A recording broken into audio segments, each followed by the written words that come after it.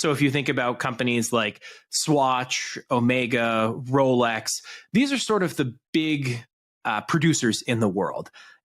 They're incredibly robust. They're always going to work. And for the most part, many of these watches are timeless, and they're just going to be workhorses day in and day out.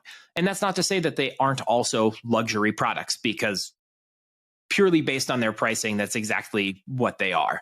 But they're watches that are going to just work, and they're watches that are produced in volumes of, let's say, like over 1 million watches annual. Mm-hmm. Mm-hmm. And then you look at sort of this second tier of watchmaking, which is where I think a lot of the very traditional brands sit, which is your Patek Philippe's, your Vacheron Constantins, the Audemars Piguet of the world, where they're very technical and forward thinking. They're developing new complications, new mechanisms, and they're producing in much lower volume than the bigger brands. They're producing in the sort of, let's say, 50 to 60,000 watches annually.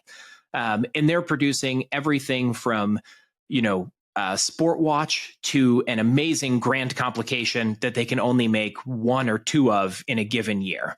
And their watchmaking runs the gamut from people who only restore their vintage pieces, which is an incredible art in and of itself. And having met some of the folks that work in restoration departments, their knowledge of watchmaking is unbelievable.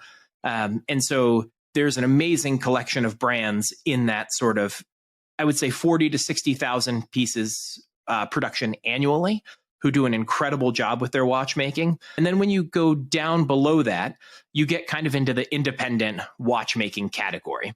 And traditionally, these are singular artisans who have a voice and a point of view that they want to share with the world. And their production can run anywhere from 5 watches to 5,000, 10,000 watches annually.